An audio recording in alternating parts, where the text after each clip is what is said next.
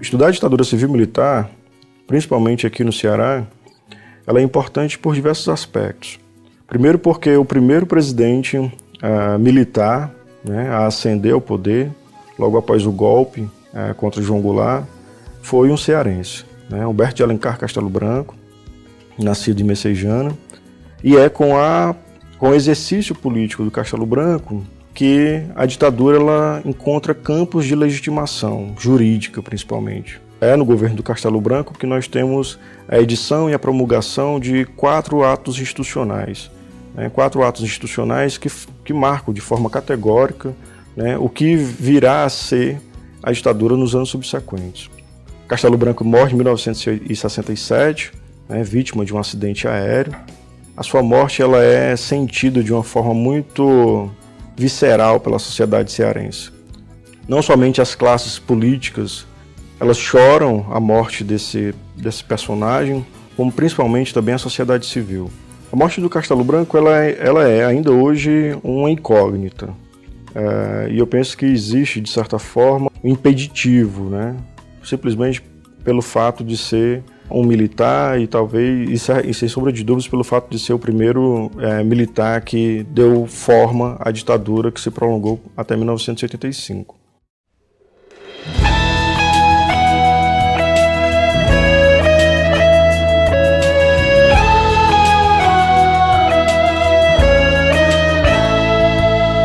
Bárbara, flor do sertão, guerreira do não e do sim. Bárbara, mãe de Tristão, avó de Alencar, do Guarani. Bárbara, olha esse mar, o dragão desse mar é um Davi. Feito você a lutar pelo dom de lutar, pelo porvir. Bárbara, ouve o conselho do velho de Quixeramobim. O sertão vai virar mar e o mar vai virar um jardim. Bárbara, olha essa aldeia tão cheia de ti e de mim. Bárbara, olha esse céu, é o céu do sertão do meu padim. Ai, ai, meu padim, padim, cisso. Liberdade aqui é tudo isso, o Ceará tem disso sim. Ai, ai, meu padim, padim, cisso. Liberdade aqui é tudo isso, o Ceará tem disso sim. Bárbara, olha esse chão como é seco o sertão do sem fim. Lar de Raquel de Queiroz e do Patativa do Cariri. Berço do cego Aderaldo e do tal do amor de Peri Ceci. Luz de Delmiro e Evaldo Gouveia, candeia a reluzir. Bárbara, ouve essas ondas de Jericoacoara e Aracati. Olha esses gatos pingados pintados por mestre Aldemir. Ouve Humberto Teixeira, o doutor do Baião, no bandolim. Bárbara, olha essa flor que é da cor da flor do alecrim. Ai, ai, esse chão fronteiriço, esse amor, esse mar, esse maciço, o Ceará tem disso sim. Ai, ai, esse chão fronteiriço, esse amor, esse mar, esse maciço, o Ceará tem disso sim. Bárbara, veja o clarão dessa luz, redenção dos Martins. Bárbara, luz de Bezerra que trouxe pra terra o fim do fim. Bárbara, onde Iracema, graúna do sol, Curumim. As faustas águas do Nilo que é o Jaguaribe daqui. Terra judia cigana, versão carcamana de pré-pichim. Fogo de berço arabesco, afresco de pilim-pim-pim. Água canoa das fontes dos verdes portais do Fortim. Bárbara, olha pro Crato, a princesa de trança e Transilim. Ai, ai, esse povo mestiço. Essa terra me botou feitiço, o Ceará tem disso sim. Ai, ai, esse povo mestiço. Essa terra me botou feitiço, o Ceará tem disso sim.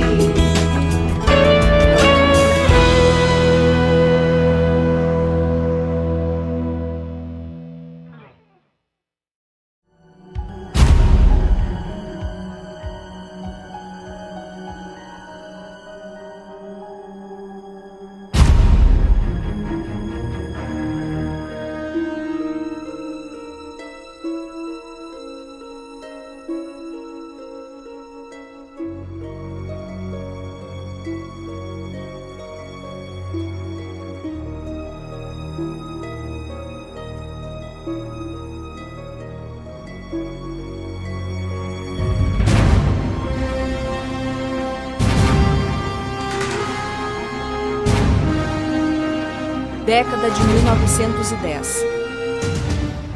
A Europa se tornou um barril de pólvora na ressaca do imperialismo de países como a Alemanha, a Inglaterra e a França. Essas nações contribuíram para o aumento das tensões no velho continente. Na porção oriental da Europa, Rússia, Áustria e Hungria também mexiam suas peças em busca de mais poder.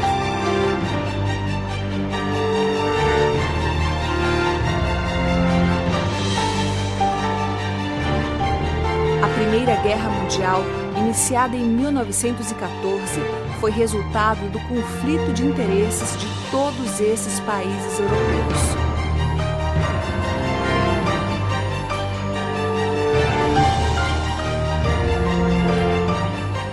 Duas grandes alianças foram formadas: a Tríplice Aliança, com Alemanha, Áustria e Itália, e a Tríplice Entente, com a Inglaterra, França e Rússia. Em 1917, os Estados Unidos ingressaram no conflito, do lado da Tríplice Entente. Com essa injeção de forças, era uma questão de tempo para a derrota da Alemanha e seus aliados.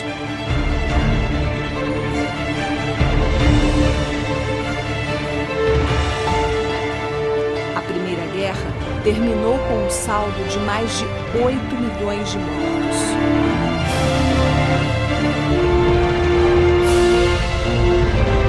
O fim do conflito trouxe uma nova dinâmica de poder no mundo.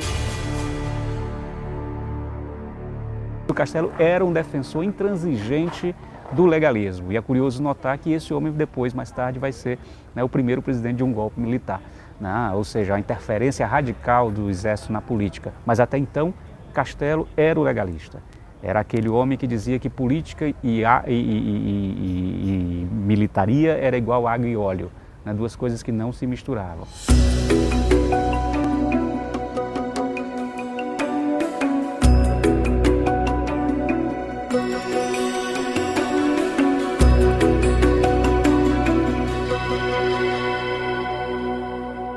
A infância do Castelo vai ser marcada, por essa circunstância familiar de ser filho de um militar, passando de uma base militar para outra, de um quartel para o outro, de uma circunscrição militar para outra. A família vai viver uma espécie de cigania, uma espécie de vida errante, nômade, mudando de cidades para cidade. E um dos momentos de maior intensidade disso é quando a família se transfere para o Rio Grande do Sul. E aí você vai ter o Castelo, seguindo os passos do pai, entrando no Colégio Militar de Porto Alegre, e tendo já esse pai austero, esse pai rígido, esse pai com o militar típico no seu encalço, e também agora a própria disciplina imposta pelo Colégio Militar.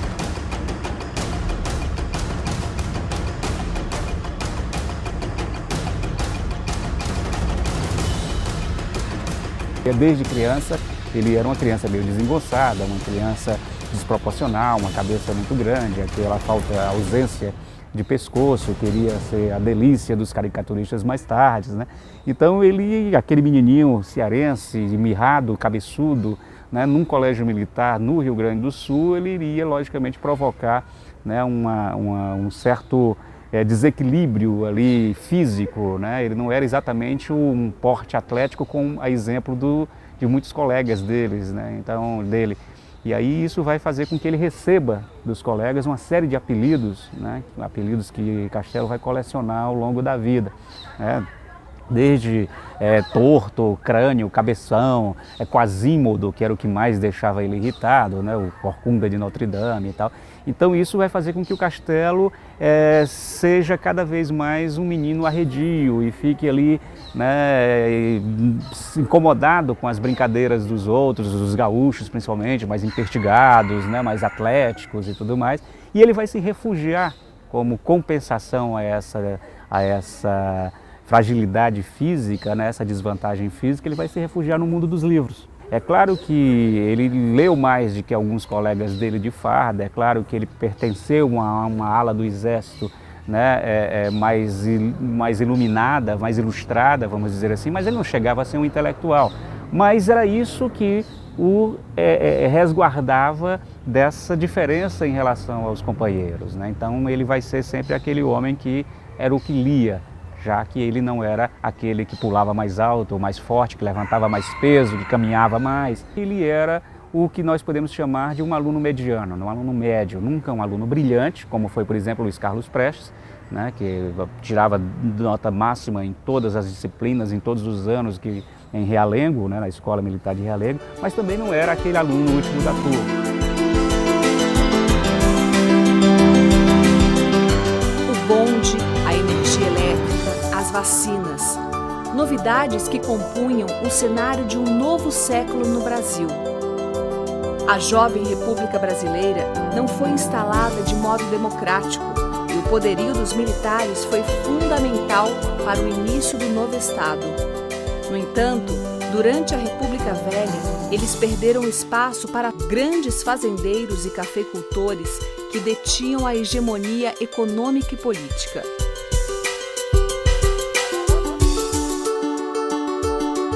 Líderes de Minas Gerais e São Paulo se alternavam no poder, na chamada política do café com leite, e nas primeiras décadas do século XX, a relação entre proprietários de terras e camponeses gerou conflitos como a Guerra de Canudos.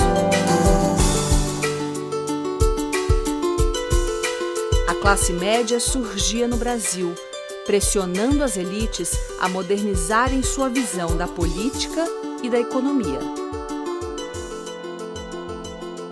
Para um Castelo Branco, né, era uma decorrência natural do ato de respirar, era ir para o exército, entendeu? Então, uma família que não só o pai, mas os avós e antes do avô, né, existiram, né, militares da família Castelo Branco. Então, era quase com um destino natural, não havia por que se insurgir contra essa quase, vamos dizer assim, esse determinismo familiar, né? Então, Castelo parecia, apesar de não ser fisicamente uma pessoa que parecia talhada para as artes, né, para as artes militares, para as artes bélicas, para uma carreira marcial, né, mas era uma contingência familiar que o levou a isso. Numa época, inclusive, que o exército também não tinha tanta rigidez em relação à instrução física. É importante notar isso, né, que o Castelo chega no momento em que o exército exatamente está em transformação, né?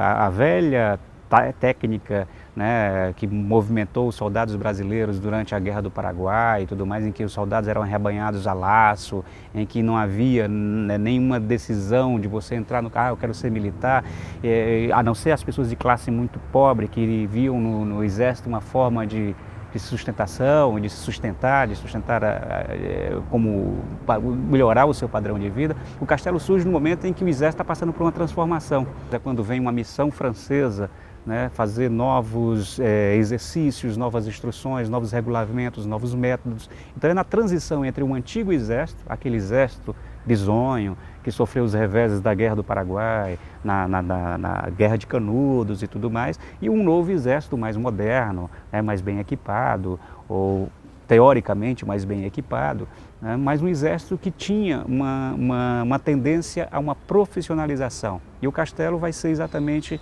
né, um personagem que se situa nessa linha de transição entre esses dois momentos do Exército Brasileiro.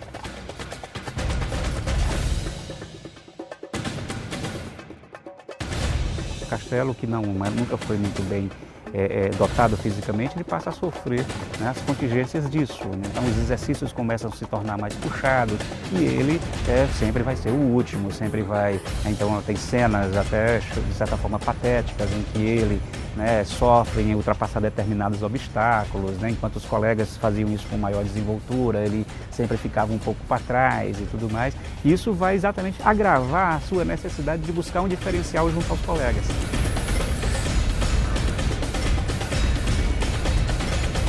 Ele se identificava com Napoleão, o que era muito natural, baixinho como ele, né, um homem desprovido de encantos, né, e que de repente vira, né, o homem mais poderoso do mundo, né, o homem mais cortejado, inclusive, do mundo, né, com muitas amantes e tudo mais. E o Castelo, de certa forma, podia talvez se espelhar um pouco, não na vida mundana do Napoleão, mas nesse aspecto de ser um estrategista acima de tudo. Então o Castelo vai construir sua carreira toda exatamente com isso. Ele vai tentar ser o estrategista. Ele vai ser aquele que não é o que vai empunhar a arma, apesar de ser um homem da infantaria, né? Ele vai ser sempre o homem da estratégia, aquele que analisa antes de agir, aquele que coordena os movimentos. Então o Castelo vai criando, né, no seio, né, do próprio exército, entre os seus camaradas, essa imagem do grande estrategista.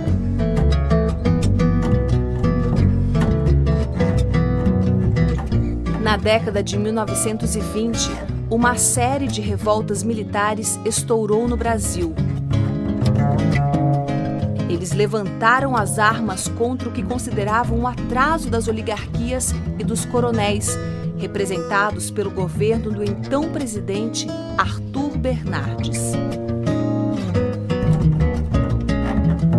A primeira revolução tenentista foi o episódio dos 18 do Forte de Copacabana, em 1922. Mais tarde, viriam a Revolução de 1924, a Comuna de Manaus e a Coluna Prestes.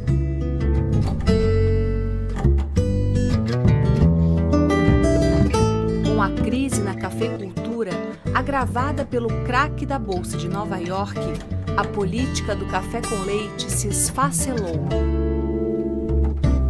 Getúlio perdeu a eleição para Prestes, mas chegou ao poder depois que seu vice, João Pessoa, foi morto. Os militares iniciaram uma revolta que culminou com a deposição do então presidente Washington Luiz. O poder das oligarquias, longe de sumir, ganhou novos arranjos. Getúlio, que prometia ficar pouco tempo à frente da presidência, após o golpe de 30, foi eleito indiretamente em 1934, renovando seu ciclo de poder. O Brasil entrava oficialmente numa ditadura. O Castelo ele vai ser contemporâneo ali na escola militar, principalmente na escola militar de Realengo, ele vai ser contemporâneo de uma série de personagens, de uma série de indivíduos que vão ser decisivos para a história brasileira, daquele primeiro momento da República, né, e também dos momentos posteriores. Que, por exemplo, entre os colegas de escola militar, você vai ter Juarez Távora, você vai ter Siqueira Campos, você vai ter Eduardo Gomes, né?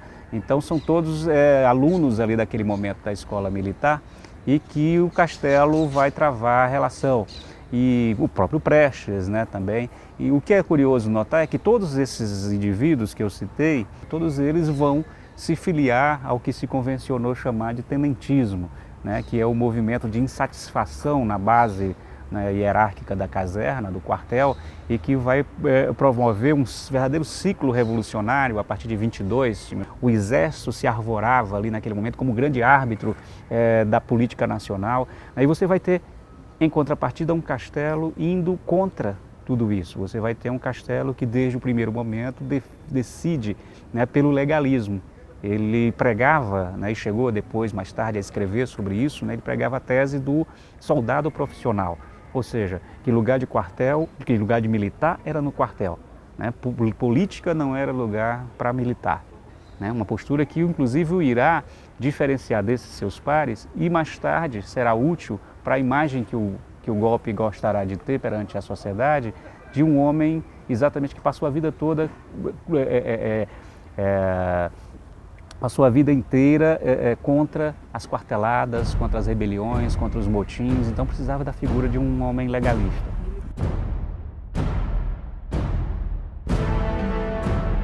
As feridas ainda estavam abertas. O mundo ainda lembrava dos horrores da Primeira Guerra Mundial, quando entrou em 1939 em um novo conflito de dimensões continentais. A Alemanha, após as diversas sanções impostas ao final da Primeira Guerra, cultivou um forte sentimento nacionalista que ajudou na escalada do nazismo e de Adolf Hitler. A Itália e o Japão se uniram à Alemanha. O início da guerra é geralmente atribuído à invasão da Polônia pela Alemanha nazista.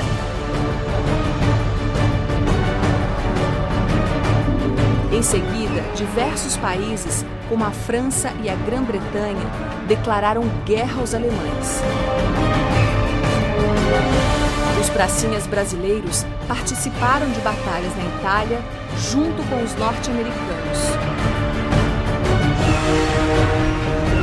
Derrotada na Batalha de Stalingrado, a Alemanha começava a perder a guerra em 1942. Foi a pior de todas as guerras da humanidade, com 50 milhões de mortos, quase metade deles russos.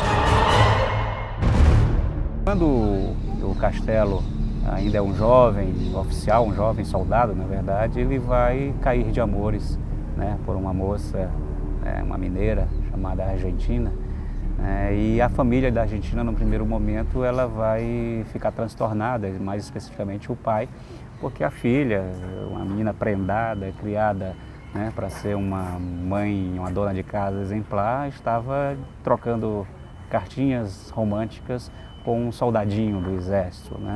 Nada parecia indicar naquele rapaz, naquele jovem oficial, que ele iria galgar altas patentes dentro do exército e se tornar um homem poderoso ou qualquer coisa disso. O pai da Argentina, né, quando olhou para o Castelo, né, ele imaginou que aquilo era um rapaz doente, né? Ele disse: esse homem é doente, não pode ser, ele não pode ser uma pessoa saudável, né? Ele é muito feio, ele é muito deformado. E aí ele submete o Castelo a uma humilhação extrema. Ele diz: eu aceito que você case com minha filha, mas deixe que você faça um exame médico e me prove que é saudável. E o Castelo, tão apaixonado estava, engoliu os próprios brios, né? Consulta o pai para saber se deveria ou não se submeter a tal vexame, né? E o pai manda um telegrama para ele, lacônico, e diz: faça o exame. E aí o Castelo se submete ao exame, né? Mostra que era feio, era deformado, era cabeçudo, era sem pescoço, mas era um homem saudável. Ele vai estudar na França, ele vai estudar em Paris, ele vai fazer a Escola Superior de Guerra, né, na França, e nesse momento ele já percebe, né, que o cenário mundial estava turbulento, né, estava ali prestes a estourar alguma coisa que não era muito positiva. E aí vai quando surge a Segunda Guerra Mundial e ele tem a oportunidade de ir junto com a FEB, com a Força Expedicionária Brasileira, para os campos da Itália, e aí o Castelo vai viver talvez ali o grande divisor da sua carreira profissional e da sua trajetória pessoal. Naquele momento aflora em Castelo uma espécie de superação pessoal. É como se ele, naquele momento, ele tivesse sabendo que estava enfrentando os seus piores fantasmas, todas as suas limitações físicas, todas as suas limitações psicológicas, a ausência da família, a mulher longe, todas essas circunstâncias fazem com que o Castelo entre num momento limite de sua vida. Os reveses dos primeiros combates, né, as mortes, as baixas, os feridos que passam a ele assumir como responsabilidade dele, porque eram os homens que estavam sob o seu comando, né, e que morreram por uma estratégia errada, por uma tática errada e tudo mais. Então ele, naquele momento limite, o Castelo consegue, né, com os ataques bem-sucedidos a Montese, a Monte Castelo, ele consegue superar suas próprias limitações pessoais, as suas próprias limitações pessoais, as suas próprias inseguranças, né? E sai dali, eu acho que um homem renovado, né? Um homem muito mais, com uma maior autoridade sobre os seus comandados e uma maior autoridade sobre si mesmo.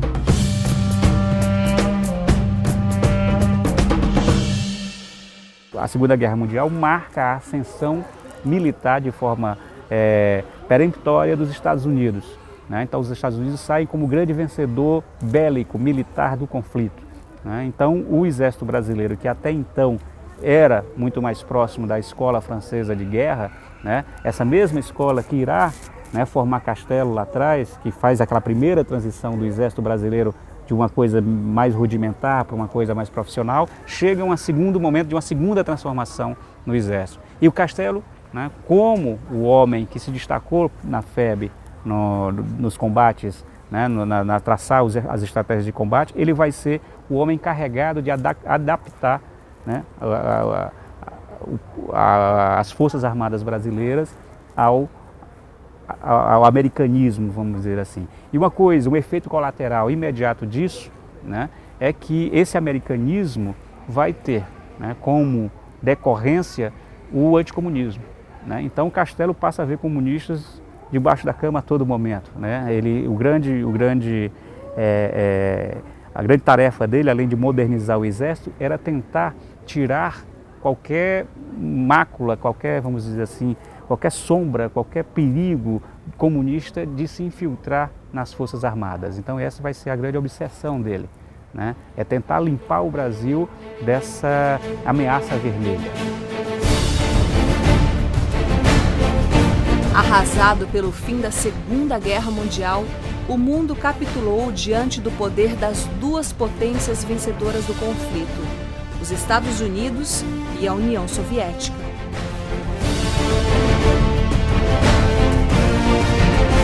Os Estados Unidos eram capitalistas e se apresentavam como uma nação democrática, enquanto a União Soviética era socialista e se opunha à divisão de classes.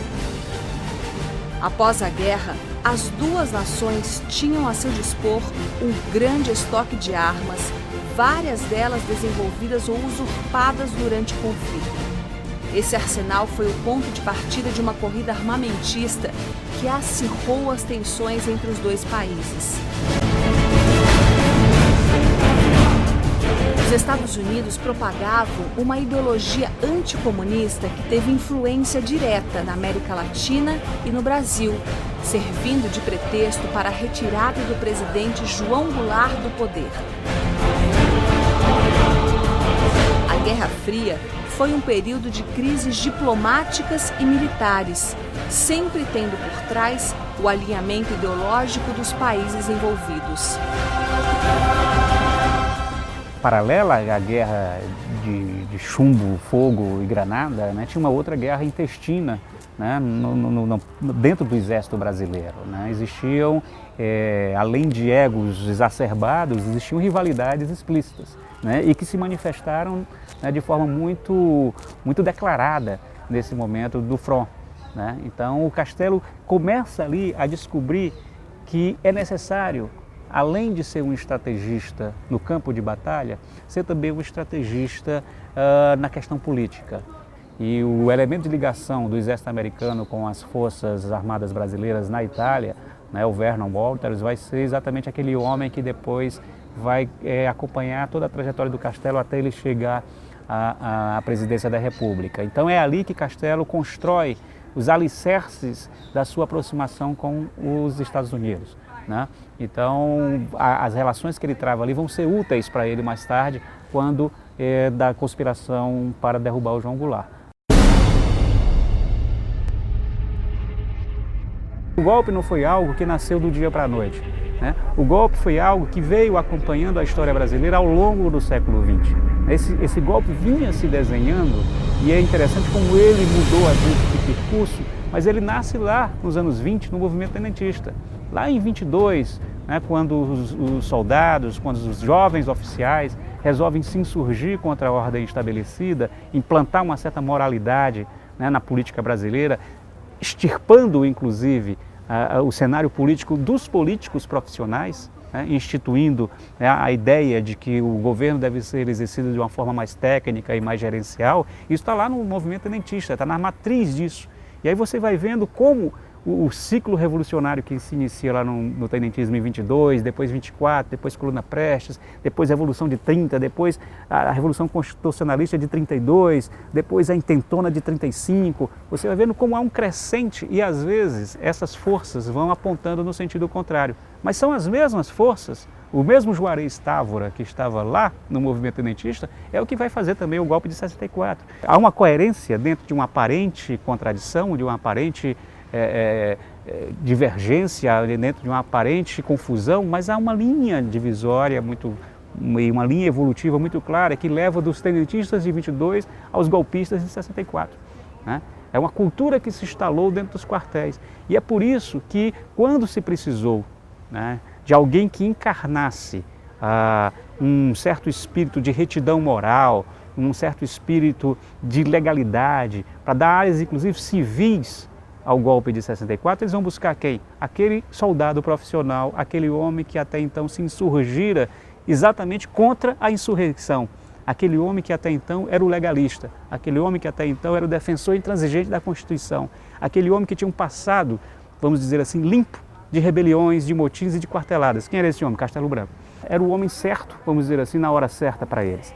Então Castelo encarnava esse legalismo que o movimento precisava. E ao mesmo tempo era um homem com livre trânsito também no comando civil do movimento, porque não foi apenas um movimento militar de 64, foi um movimento civil e militar. Né? As elites agrárias, as elites urbanas, o empresariado, as forças produtivas estavam ali, vamos dizer assim, em comunhão com o exército por uma causa comum, que era a derrubada do João Goulart, que representava a ameaça comunista. Quando o Castelo se estabelece que o Castelo vai ser realmente o presidente da República, né, levado pelo golpe militar, a primeira providência dele é passar em casa, pede o motorista para passar em casa, para que ele tenha algo a fazer. Ele sobe no apartamento da Rua Nascimento e Silva, ali vizinho da Bossa Nova, do coração da Bossa Nova, ele desce de paletó e deixa a farda em casa. E nunca mais vai usar a farda, para tentar ser coerente com aquela sua atitude, com o seu discurso de legalista. Ele que nunca pegou em armas contra o governo, não podia assumir o governo de farda. Ele aceitou fazer parte do golpe com a convicção de que o golpe seria uma intervenção radical, né, uma intervenção cirúrgica, episódica e que logo em seguida o poder voltaria aos civis. Essa é a convicção expressa pelo Castelo em toda a sua correspondência pessoal desse momento. Né? Ele achava que não estava traindo o discurso dele de legalista. Ele entendia, ele compreendia que tinha chegado a uma situação tal que naquele momento ou era isso ou era o caos decorrente da chamada República Sindicalista, que era o grande fantasma com que o Exército percebia João Goulart. De um lado, uma questão muito conservadora, né, que envolvia a caça às bruxas, a prisão e, em alguns casos, até a tortura. Né? O pior ainda estaria por vir, né, a partir do governo de Costa e Silva, mas já naquele momento o regime já mostra a sua face mais autoritária. Tá? E, por outro lado, é engraçado imaginar que só mesmo no Brasil uma ditadura poderia existir com a imprensa livre. Né? Então, durante o governo de Castelo Branco, por mais que os políticos estivessem sendo perseguidos e caçados, houvesse denúncias de tortura, a imprensa noticiava tudo o que queria, ainda podia noticiar tudo o que queria. O próprio Castelo foi vítima, né, dos chargistas de toda a sua época. As charges que o Castelo foi pintado de todas as formas. Né? Ele era sempre um sujeito muito fácil de caricaturar, né? Ele pegava o estereótipo do Castelo, do homem baixinho, entroncado, cabeça grande e tal. E daí, um momento, ele mandou fechar jornal ou censurar a imprensa por causa disso. Então essa é uma contradição, né, curiosa em relação ao Castelo. As classes conservadoras, as classes produtivas estavam todas a favor do golpe. A classe média estava a favor do golpe. A imprensa estava a favor do golpe. Então foi natural que o Castelo conseguiu articular todos esses apoios, né, difusos e transformá-los em uma coisa só. Até o momento em que o golpe foi mostrando a sua verdadeira cara. E esses apoios foram sendo estilhaçados. Mas Castelo, nesse primeiro momento, contava com essa com essa carga de apoio popular, de apoio militar, de apoio civil, de apoio empresarial, de apoio econômico, de apoio de mídia, para estabelecer o seu programa de governo. Tá? É uma coisa que a gente tem que compreender que na época, né, o medo de que o Brasil se transformasse numa república comunista, numa república esquerdista, mobilizou igreja, sociedade, escola, tudo, exército, família, tradição, propriedade, todos, né, contra João Goulart e contra os esquerdistas. Então, foi varrido toda e qualquer possibilidade de contestação ideológica àquele governo. E Castelo soube aproveitar disso, soube utilizar desse momento que ele desfrutou a seu favor.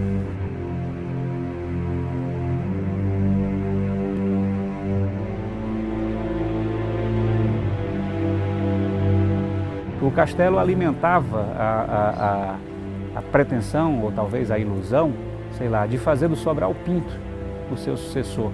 Né? Isso está num documento, uma carta dele, em que ele articula uma possível candidatura do Sobral Pinto, né, do jurista, para ser o seu sucessor.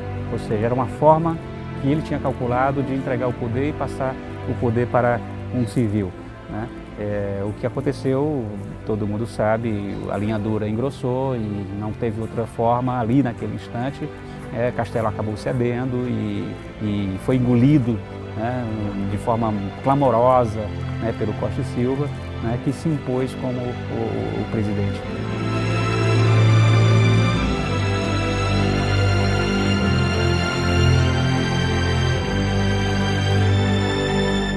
O Brasil está cheio de mortes inexplicáveis, de presidentes que morreram de forma inexplicável. Tem um acidente que matou Juscelino, tem a morte precoce de João Goulart, né, que teria supostamente sido envenenado. Tem o suicídio do Getúlio, que até hoje tem gente que suspeita que ele teria sido assassinado. Então, assim, a do Castelo, a morte do Castelo é mais uma dessas mortes insolúveis, mais um desses crimes insolúveis, que só o tempo e só a devida abertura dos arquivos, né, vai nos possibilitar chegar a uma resposta definitiva e taxativa.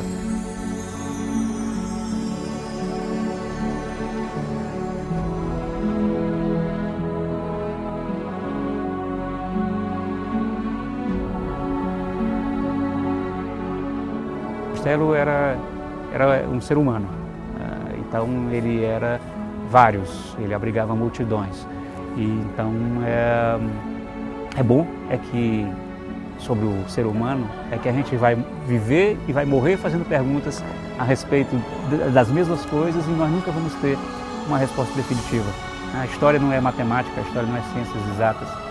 A história tem muito a ver com o olhar de quem vê, a interpretação de quem observa. Então a história é, acima de tudo, uma construção, né? E como toda construção, é passível de demolições e reconstruções.